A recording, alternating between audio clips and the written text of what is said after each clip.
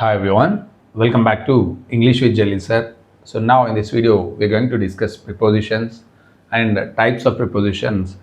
ఇప్పటి వరకు అంటే ఇంతవరకు టెట్ ఎగ్జామినేషన్లో ప్రిపోజిషన్ పైన ఎలాంటి క్వశ్చన్స్ అడిగాడు రైట్ అవన్నిటిని ఇక్కడ మనం ఈ టాపిక్లో డిస్కస్ చేయబోతున్నాము.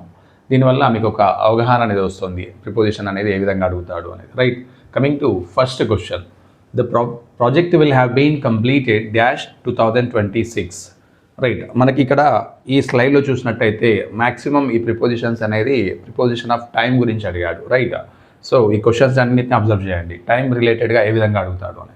The project will have been completed dash 2026 అంటే ప్రాజెక్ట్ అనేది ఎప్పటి వరకు కంప్లీట్ అవుతుంది? 2026 వరకు కంప్లీట్ అవుతుంది. సో అందులో మనకి ఏ ప్రిపోజిషన్ వస్తుంది? In, since, over, by. In అని యూజ్ చేయొచ్చా అంటే యూజ్ చేయరాదు. ఇన్ అంటే ఏంటి? ఆ సంవత్సరంలో అంటే project will have been completed in 2006 అంటే 2026లో కంప్లీట్ అవుతుంది. అది ఎప్పుడు కంప్లీట్ అవుతుంది అనేది మనకి ఎగ్జాక్ట్ టైమింగ్ అనేది ఇవ్వదు ఇక్కడ. సిన్స్ అంటే సిన్స్ అనేది దీనికి సూటబుల్ కాదు, అంటే గతంలో స్టార్ట్ అయ్యి ఇంకా కంటిన్యూ అవుతున్న వాటికి సిన్స్ అనేది వాడుతాం. ఓవర్ అనొచ్చా అంటే ఓవర్ అనేది అనొచ్చు. The project will have been completed over 2026. Right, over అంటే అది కూడా ఆ సంవత్సరంలోనే. బట్ ఏంటి ఇక్కడ ఓవర్ అంటే ఇది ఒక స్లో డ్యూరేషన్ ఆఫ్ టైం, అంటే ఒక దశలలో తెలపాలి అనుకున్నప్పుడు మనం ఓవర్ని వాడాలి. అంటే ఫేజెస్లో ఫస్ట్ ఫేజ్లో కొద్దిగా వర్క్, సెకండ్ ఫేజ్లో కొద్దిగా వర్క్, అలాంటప్పుడు అలాంటి సిచ్యువేషన్లో ఓవర్ అనేది వాడుతాం. బై అంటే ఎగ్జాక్ట్, అంటే బై అనేది దేన్ని తెలుపుతుంది? ఇక్కడ డెడ్ లైన్ని తెలుపుతుంది. దేన్ని తెలుపుతుంది? Dead line. అంటే 2026 కల్లా ఈ వర్క్ అనేది ప్రాజెక్ట్ అనేది కంప్లీట్ అవుతుంది. రైట్, ఆ విధంగా బై అనేది తెలుపుతుంది మనకి. Coming to second one, he works dash 7 AM to 5 PM. అతడు పని చేస్తాడు ఎప్పటి వరకు? 7 AM నుంచి 5 PM వరకు. ఇందులో బ్లాంక్లో మనకి ఏమొస్తుంది? With, from, between, for. So మనకి ఇక్కడ విత్ అనొచ్చా అంటే అనరాది, సూటబుల్ కాదు. ఫ్రమ్ అనొచ్చా అంటే అనొచ్చు. ఎందుకు అంటే ఇక్కడ ఫ్రమ్ టు మనం టైమింగ్స్ అనేవి ఫ్రమ్ 7 AM to 5 PM అన్నాడు. ఇక్కడ మనకి ఏమొచ్చింది? ఫ్రమ్, ఇక్కడ 2 ఉంది కాబట్టి ఫ్రమ్ అనేది వాడవచ్చు. రైట్, ఇది కరెక్ట్ అవుతుంది. అలా కాకుండా బిట్వీన్ వాడొచ్చా అంటే బిట్వీన్ కూడా వాడవచ్చు. ఎప్పుడు వాడచ్చు? ఈ 2 అనే ప్లేస్లో ఒకవేళ అండ్ అని రాసి ఉందనుకోండి, so between 7 AM and 5 PM అనొచ్చు. రైట్, మనం చూడాల్సింది ఏంటి? ఈ రెండు అంటే సమయాల మధ్యన ఏ ప్రిపోజిషన్ వాడాడు అని చూడాలి. ఒకవేళ అక్కడ 2 ఉన్నట్టయితే ఇక్కడ మనం ఫ్రమ్ వాడాలి, ఒకవేళ అక్కడ అండ్ ఉన్నట్టయితే బిట్వీన్ వాడాలి. రైట్, సో ఆ విధంగా మనకి మ్యాక్సిమం ఈ రెండింటినే కన్ఫ్యూజ్ చేయడానికి ఇస్తూ ఉంటాడు. ఫర్ అనేది సూటబుల్ కాదు. Right, coming to third one, world down syndrome day is observed every year dash March 21.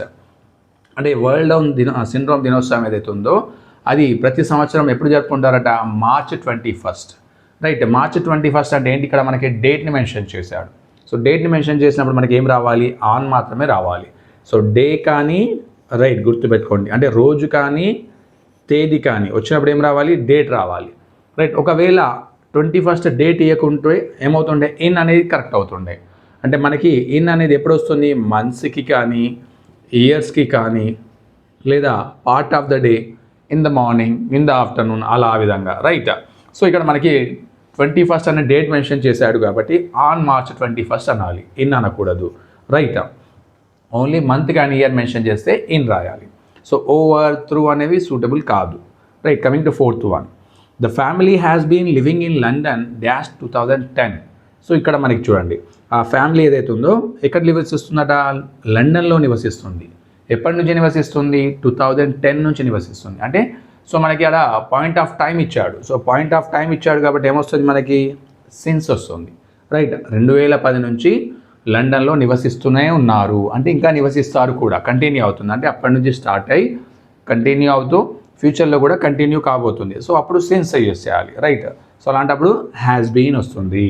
Coming to fifth one, the child was born dash Monday. పిల్లవాడు పుట్టాడు. ఎప్పుడు పుట్టాడు? మండే రోజు. రైట్, సోమవారం రోజు పుట్టాడు. సో ఇక్కడ మనం ఏమన్నాం? ఇక్కడ డే కానీ డేట్ కానీ వచ్చినప్పుడు ఏమొస్తుందని చెప్పాము?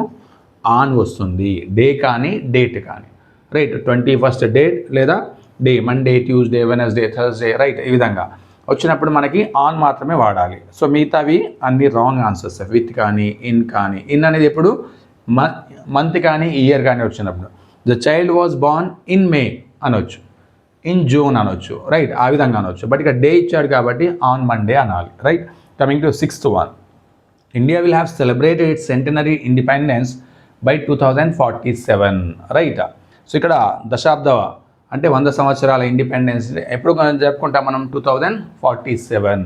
సో మళ్ళీ సేమ్ ఫస్ట్ లాగే ఇచ్చాడు చూడండి. ఫర్ అనొచ్చా అంటే అనరాదు, రైట్. ఇన్ కూడా అనరాదు. ఆన్, రైట్, ఇది కూడా కాదు. బై, ఇది కరెక్ట్. అంటే కల్లా ఇండియా విల్ హ్యావ్ సెలబ్రేటెడ్ అంటే సెలబ్రేట్ చేసుకుంటుంది ఎప్పటి వరకు? 2047 కల్లా లేదా 47 వరకు అనే మీనింగ్ వస్తుంది. బై అనేది సూటబుల్ ఇక్కడ. Coming to 7th one, as per the plan the entire project will have been completed. మళ్ళీ సేమ్ ఇచ్చారు చూడండి. బై ద ఇయర్ అనాలి. ఏమనాలి? బై ద ఇయర్ 2035, 2035 కల్లా వరకు అనే మీనింగ్ వస్తుంది. బిట్వీన్ అనొచ్చా అంటే అనరాదు.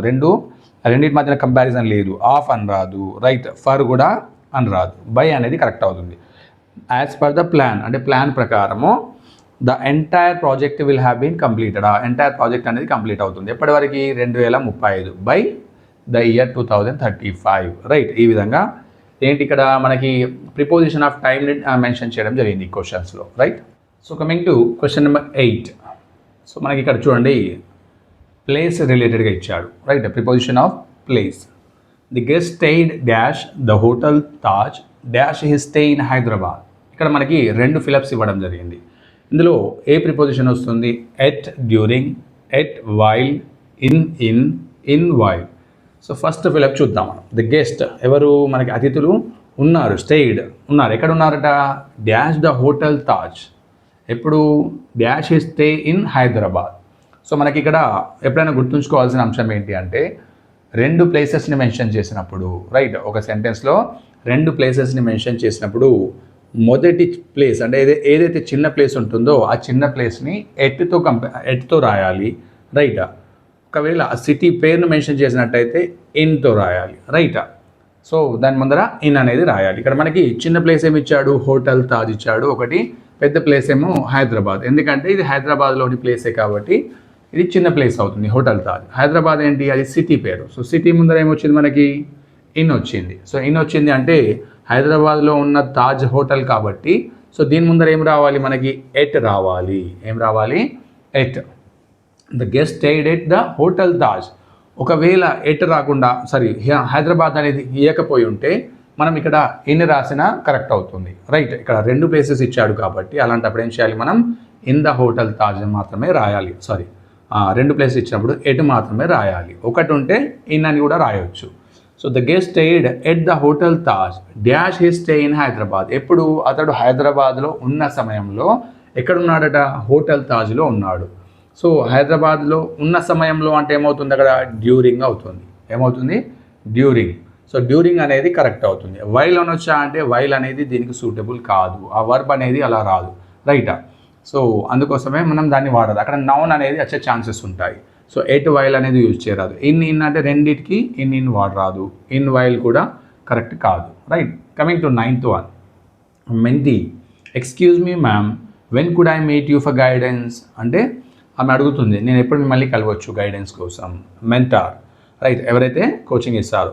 I will be available to meet you dash Thursday dash 10 AM and 1 PM, right. So మనకి ఆప్షన్స్ ఏమి ఇచ్చాడు? On between, in from, on from, by between. So మనకి ఇక్కడ ఫస్ట్ మనం చూడాల్సింది ఏంటి? ఎన్ని ఫిలప్స్ ఉన్నాయి? 2 ఫిలప్స్ ఉన్నాయి. సో మనం ఫస్ట్ ఫిలప్ అయినా ఫోకస్ చేద్దాం. First blank. I will be available to meet you dash Thursday. So మనకి ఏమి ఇచ్చారు ఇక్కడ? డే ఇచ్చాడు. సో మనం ఇంతకుముందే డిస్కస్ చేసాం. డే కానీ డేట్ కానీ వచ్చినప్పుడు ఏం రావాలి అన్నాము? ఆన్ రావాలి అన్నాము. ఏమన్నాము? ఆన్. సో ఆన్ వచ్చింది. సో ఆన్ ఇక్కడ ఉంది, ఆన్ ఇక్కడ ఉంది, రైట్. ఈ రెండిట్లలో బిట్వీన్ రావాలా, ఫ్రమ్ రావాలా? ఇక్కడ క్వశ్చన్ మళ్ళీ చూడండి. సో మనకి ఈజీగా ఫైండ్ అవుట్ చేయొచ్చు. ఇప్పుడే డిస్కస్ చేసాము.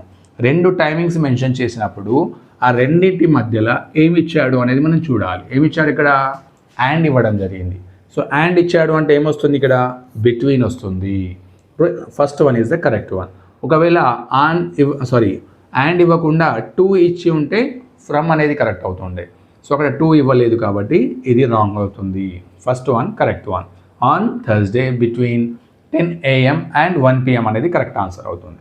Coming to 10th one, the land was ploughed dash the farmer dash the help of tractor. So ఇక్కడ మనకి భూమి ఏదైతే ఉందో ఏంటి అట దున్నబడింది దేని ద్వారా? By the farmer. ఎవరు ఇక్కడ? పర్సన్ ఎవరున్నారు ఇక్కడ? ఏజెంట్ అన్నట్టు. సో బై అనేది కరెక్ట్ అవుతుంది, రైట్. సో బై అనేది ఎన్నిట్లలో ఇచ్చాడు? రెండిట్లలో ఇచ్చాడు. సో నెక్స్ట్ ఏం రావాలి? Dash the help of tractor అన్నాడు. మీన్స్ ఆఫ్ ట్రావెల్ని యూజ్ చేసినప్పుడు మనం ఏం చేస్తాము అంటే దాని ముందర కూడా బైని యూజ్ చేస్తాం. Example, I came by bus, I came by car అంటాము, రైట్. ఇక్కడ మనకి డైరెక్ట్గా మీన్స్ ఆఫ్ ట్రావెల్ ఇవ్వలేదు. ఏమి ఇచ్చాడు ఇక్కడ? దాని ముందర ద హెల్ప్ ఆఫ్ అంటున్నాడు, అంటే సహాయంతో. తో అనే మీనింగ్ రావాలి.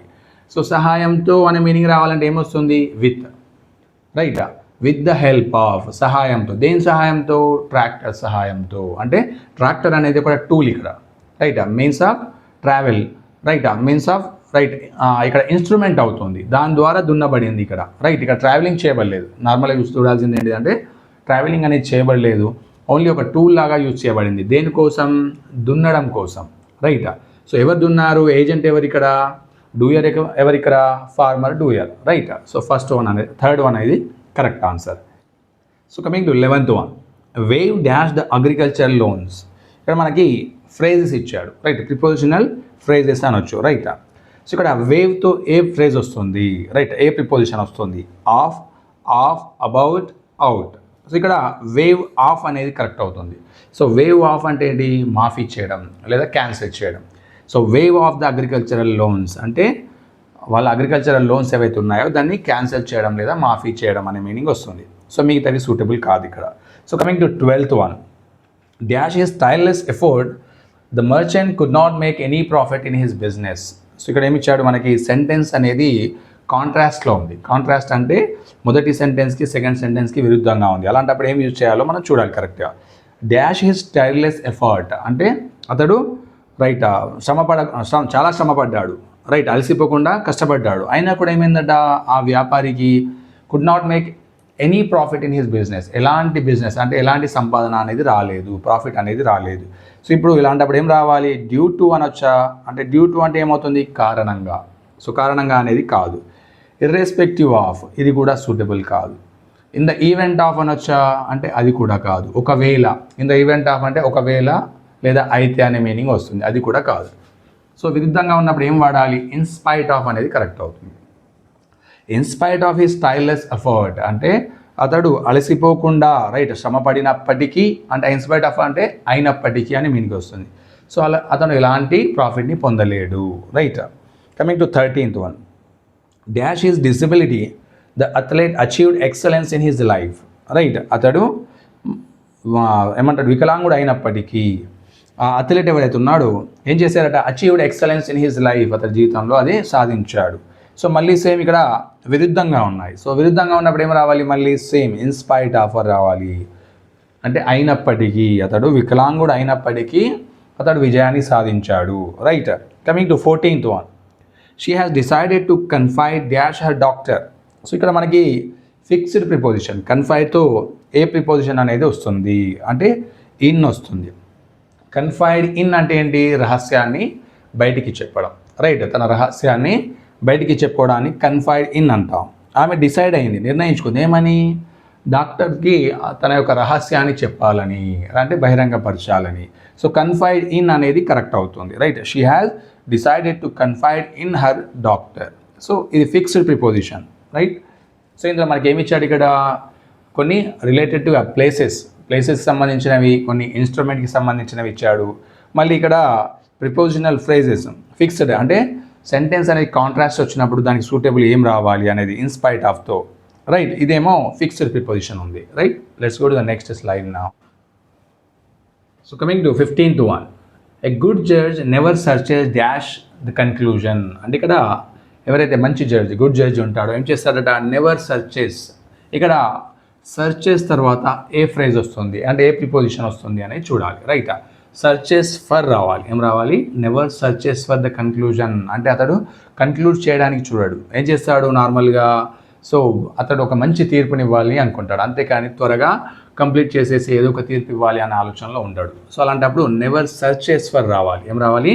Never searches for. Remaining all wrong. Coming to 16th one, talking to each other dash the phone అంటే వాళ్ళిద్దరూ మాట్లాడుతున్నారు. ఎలా మాట్లాడుతున్నారు? ద ఫోన్ ద్వారా. సో ఇక్కడ మనకి ఏమొస్తుంది? In, on, through, with. So ఎప్పుడైనా కూడా ఆనే వస్తుంది, right. On the phone, I'm talking on the phone అనొచ్చు, లేదా I'm talking over the phone కూడా అనొచ్చు. గుర్తుపెట్టుకోండి, ఇవి రెండు కూడా సూటబుల్ ప్రిపోజిషన్సే. I'm talking to each other on the phone, ఇక్కడ ఓవర్ రాలేదు. ఓవర్ వచ్చి ఉంటే మనకు కన్ఫ్యూజ్ అయ్యేది, ఓవర్ లేదు కాబట్టి సో ఆన్ అనేది సూటబుల్ ఆన్సర్. ఒకవేళ ఆన్ ఇవ్వకుండా ఓవర్ ఇచ్చాడనుకోండి, అది కూడా కరెక్టే అవుతుంది. గుర్తుపెట్టుకోండి, right.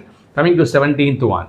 After the graduation his daughters are searching dash jobs. Simple ఇది. మనం ఏం చేస్తాము? గ్రాడ్యుయేషన్ డిగ్రీ అయిన తర్వాత, రైట్, హిజ్ డాటర్స్ అతని యొక్క కూతుర్లు ఏం చేస్తున్నారట? సర్చింగ్ ఫర్, కొరకు, జాబ్స్ కొరకు అంటే ఉద్యోగాల కొరకు వెతుకుతున్నారు. సర్చింగ్ ఫర్, ఇక్కడ కూడా సర్చెస్ ఫర్, రైట్. నార్మల్గా సర్చ్తో ఏమొస్తుంది? ఫిక్స్డ్ ప్రిపోజిషన్ ఫర్ మాత్రమే వస్తుంది. గుర్తుపెట్టుకోండి.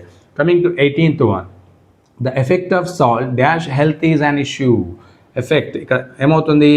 ఎఫెక్ట్ ఆఫ్ సాల్ట్ ఆన్ అవుతుంది. ఏమొస్తుంది? ఆన్ అంటే దేనిపైన ప్రభావం పడుతుంది? హెల్త్ పైన ప్రభావం పడుతుంది, రైట్. దాని యొక్క ప్రభావం ఏదైతే ఉందో, సాల్ట్ యొక్క ఉప్పు యొక్క ప్రభావం దేనిపైన పడుతుంది? హెల్త్ పైన. On health is an issue, అది ఒక సమస్య, రైట్. ఆన్ అనేది కరెక్ట్ ఆన్సర్ ఇక్కడ. Coming to 19th one.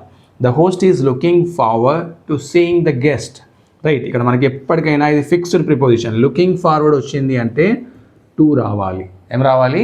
To. Looking forward to. కొన్నిసార్లు ఏం చేస్తాడు? లుకింగ్ ఇచ్చి, రైట్, మళ్ళీ డాష్ టు సీయింగ్ అని ఇస్తాడు. ఇక్కడ ఏం రావాలో మనకి ఆన్సర్ అడుగుతాడు, అప్పుడు ఫార్వర్డ్ రావాలి. సో ఇది ఫిక్స్డ్ ప్రిపోజిషనల్ ఫ్రేజ్ అన్నట్టు, లుకింగ్ ఫార్వర్డ్. ఆ తర్వాత V4 వస్తుంది, seeing, looking forward to seeing the guest, right. And coming to 20th. Presently the daughter is looking dash her parents. ఇది కొద్దిగా డిఫరెంట్ ఇచ్చారు చూడండి. ప్రెజెంట్లీ ప్రస్తుతం ఏమవుతుందట? ద డాటర్, కూతురు ఏం చేస్తుంది? Is looking dash her parents, ఆమె తన తల్లిదండ్రులను చూసుకుంటుంది. ఈ లుకింగ్తో ఏ ఫ్రేజ్ వస్తుంది అంటే ఆఫ్టర్ వస్తుంది. ఏమొస్తుంది? ఆఫ్టర్.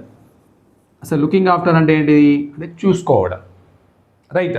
నార్మల్గా పేరెంట్స్ పిల్లల్ని చూసుకుంటారు. Parents look after their children అంటే వాళ్ళు తన పిల్లల్ని చూసుకుంటారు. ఇక్కడ ఏమవుతుంది? డాటర్ కూడా తన పేరెంట్స్ని చూసుకుంటుంది.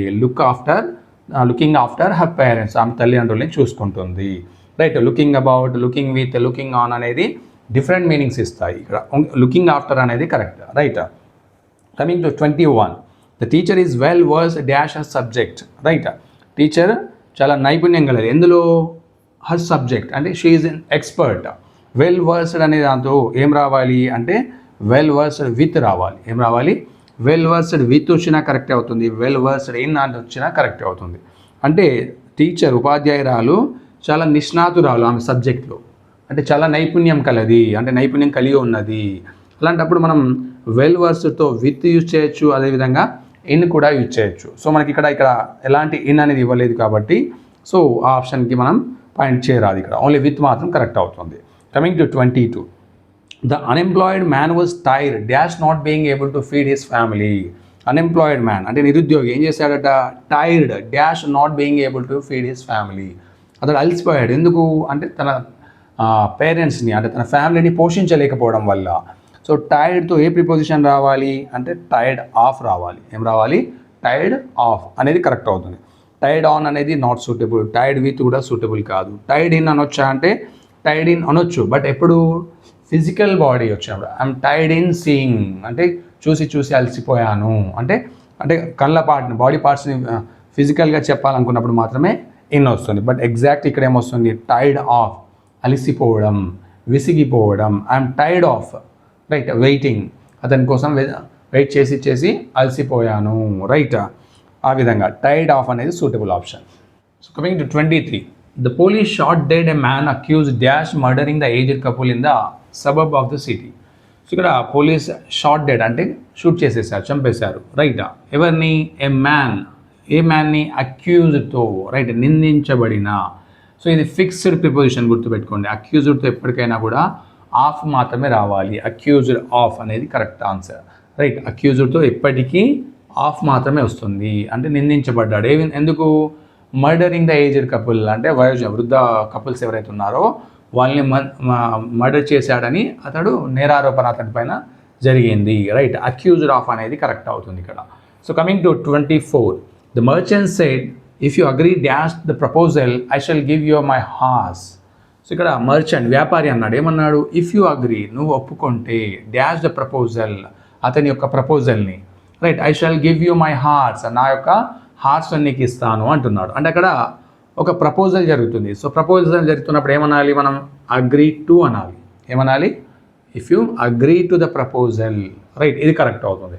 సో ఇక్కడ ఓవర్ అప్ అనేది రాంగ్, రైట్, అగ్రీ ఇన్ కూడా రాంగ్ అవుతుంది. సో కొన్నిసార్లు అగ్రీ విత్ వస్తుంది. విత్ అంటే మన ఒపీనియన్స్ కలవాలనుకున్నప్పుడు మనం అగ్రీ విత్ అనవచ్చు. బట్ ఇక్కడ సూటబుల్ ఆన్సర్ ఏంటి, if you agree to the proposal అంటే నా యొక్క ప్రపోజల్ని ఒప్పుకుంటే నా యొక్క హార్స్ని ఇస్తాను. Coming to 25, failure to comply dash traffic rules can result in hefty fines. అంటే ఒకవేళ నిబంధనల్ని, కంప్లై అంటే ఏంటి, ఒప్పుకోవడం లేదా పాటించడం, కంప్లై అంటే పాటించడం, దేన్ని, ట్రాఫిక్ రూల్స్ని, అంటే ట్రాఫిక్ యొక్క నిబంధనల్ని, రైట్, పాటించకపోతే ఏమవుతుందట, రిజల్ట్ ఇన్ హెఫ్టీ ఫైన్స్, చాలా ఎక్కువ మొత్తంలో జరిమానా పడుతుంది అంటున్నాడు. అంటే ఫెయిల్యూర్ అయితే, దాన్ని పాటించడంలో ఫెయిల్యూర్ అయితే చాలా పెద్ద జరిమానాలు పడతాయి.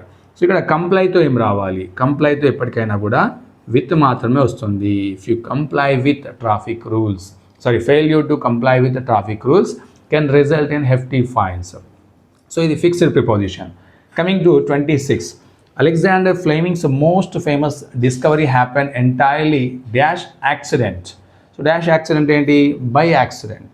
సో ఇది ఫిక్స్డ్ ప్రిపోజిషన్. బై యాక్సిడెంట్ అంటే ఏంటి, ఇక్కడ అకస్మాత్తుగా యాక్సిడెంటల్గా జరిగింది అతని యొక్క ఏంటి, డిస్కవరీ, రైట్. బై యాక్సిడెంట్ అనేది సూటబుల్ ఆన్సర్ ఇక్కడ. Coming to 27, time and tide wait for none, right, సమయం కానీ అలలు కానీ ఎవరి కోసమో వేచి చూడవు. ఇదేంటి, ఇది ఒక ఇడియం లేదా ప్రోవర్బ్ అనవచ్చు, సామెత. Time and tide wait for none, ఎవరి కోసం అవి వేచి చూడవు, అంటే దాని పనులు అవి చేసుకుంటూ వెళ్తాయి. 28, due to lack of sports in the school the children are unable to cope dash stress. So ఇక్కడ మనకి పిల్లలకి స్కూల్లో స్పోర్ట్స్ లేకపోవడం వల్ల ఏమవుతుందట, అనేబుల్ టు కోప్, వారి యొక్క స్ట్రెస్, ఒత్తిడిని ఎదుర్కోలేకపోతున్నారు, right. Cope up with or cope of, cope for, cope with. So నార్మల్గా మనం ఏం చేస్తామంటే కోప్ అప్ విత్ అని రాస్తాం, బట్ అది రాంగ్ ఆన్సర్ అవుతుంది, రైట్. ఎగ్జాక్ట్ ఆన్సర్ ఏంటి, కోప్ విత్ అనేది correct answer, right. Children are unable to cope with stress అంటే ఒత్తిడిని ఎదుర్కోలేకపోతున్నారు. కోప్ విత్ అంటే ఎదుర్కోవడం, స్ట్రెస్ అంటే రైట్ ఒత్తిడి, ఇది correct answer. Cope up with అనేది రాయకూడదు, అది రాంగ్ ఆన్సర్. సో నార్మల్గా స్పోకెన్ లాంగ్వేజ్లో ఎప్పుడైనా కూడా కోప్ అప్ విత్ అంటుంటాము, రైట్, అందువల్ల కన్ఫ్యూజ్ అయ్యి ఇది పెట్టేస్తాం. 29, she is amazed dash his audacity. మళ్ళీ ఇక్కడ ఇవన్నీ fixed prepositions. She is amazed at, right, ఆశ్చర్యపోయింది ఆమె, షాక్కి గురైంది అన్న, దేనికి, హిజ్ అడాసిటీ. అడాసిటీ అంటే ఇక్కడ ధైర్యాన్ని, అతని యొక్క ధైర్యాన్ని, రైట్, ఆమె ధైర్యాన్ని చూసి ఆమె ఆశ్చర్యపోయింది, right. So coming to 30th, the spectators were surprised dash the extraordinary display of group dance. మళ్ళీ ఇక్కడ సర్ప్రైజ్డ్, సర్ప్రైజ్తో ఏమొస్తుంది, ఇంతకుముందు అమేజ్డ్తో ఎట్ వచ్చింది, మళ్ళీ సర్ప్రైజ్డ్తో కూడా ఎట్ వస్తుంది, ఫిక్స్డ్ ప్రిపోజిషన్. ఆ స్పెక్టేటర్స్ అంటే ఎవరు, చూసేవాళ్ళు ఎవరైతే ఉన్నారో వాళ్ళు షాక్ అయ్యారు, దేనికి, extraordinary display of group dance, ఆ గ్రూప్ డ్యాన్స్ ఏదైతే జరుగుతుందో దాన్ని చూసి షాక్కి గురయ్యారు అంటే సర్ప్రైజ్ అయ్యారు. 31, ద సైంటిస్ట్ ఇన్సిస్టెడ్ ఆన్, ఏమొస్తుంది ఇక్కడ, రైట్, సైంటిస్ట్ ఏం చేశాడు, insisted on conducting another trial before publishing the results. అంటే ఇన్సిస్టెడ్ ఆన్ అంటే పట్టుబట్టడం, రైట్. ఇన్సిస్టెడ్తో ఎప్పుడైనా కూడా ఆన్ మాత్రమే వస్తుంది, టు, ఫర్, ఎట్ అనేది రాంగ్. సో అతడు పట్టుబట్టాడు దేనికోసం, ఇంకొక ట్రయల్ చేద్దామని. సో అంటే ఇది బుక్లో కానీ పేపర్లో ప్రింట్ చేసే ముందు, పబ్లిష్ చేసే ముందు ఇంకొక ట్రయల్ చేద్దామని పట్టుబట్టాడు. పట్టుబట్టడాన్ని ఏమంటాం, ఇన్సిస్ట్ ఆన్ అంటాము. మనకి అప్పుడప్పుడు అంటాం, my child is insisting on to buy a products or buy a toys అంటాం, అంటే వాడు పట్టుబట్టాడు ఎందుకు, బొమ్మలు కొనియమని. సో ఇన్సిస్ట్ ఆన్ అనేది correct. 32, the students were advised to refrain dash using mobile phones in the class room. Students ఏమని చెప్పారు, అడ్వైజ్, సలహా ఇవ్వబడింది స్టూడెంట్స్కి, దేనికోసం, మొబైల్ ఫోన్స్ని దూరంగా ఉంచమని, క్లాస్ రూమ్లో మొబైల్ ఫోన్స్ని దూరంగా ఉంచమని. సో రిఫ్రైన్తో ఏమొస్తుంది అంటే రిఫ్రైన్ ఫ్రమ్ అంటే దూరంగా ఉండడం లేదా దూరంగా ఉంచడం, దేన్ని, మొబైల్ ఫోన్స్ని, రైట్. రిఫ్రైన్కి ఫ్రమ్ అనేది సూటబుల్ ఆన్సర్ ఇక్కడ. So 33, Gautam was satisfied dash the team's overall performance. Gautam ఏమైంది, సాటిస్ఫైడ్, రైట్, సంతృప్తి చెందాడు ఆ టీం యొక్క ఓవరాల్ పర్ఫార్మెన్స్ని చూసి. ఎప్పటికైనా సాటిస్ఫైడ్తో ఏం రావాలి, విత్ రావాలి, సంతృప్తి చెందడం, satisfied with the team's overall performance, right? Coming to 34, yesterday I met him dash 5 p.m. So ఇక్కడ టైమింగ్ మెన్షన్ చేస్తాడు, ఎగ్జాక్ట్ టైంని మెన్షన్ చేశాడు కాబట్టి ఏమొస్తుంది మనకి, ఇది answer, simple answer. Yesterday I met him at 5 p.m. Right, టైంని ముందర 8 మాత్రమే రావాలి. He does yoga the morning, ఏమి ఇచ్చారు ఇక్కడ, the morning. So in the morning అంటే part of the day. He does yoga in the morning, right, in the afternoon, in the evening, in the night, ఆ విధంగా వస్తుంది.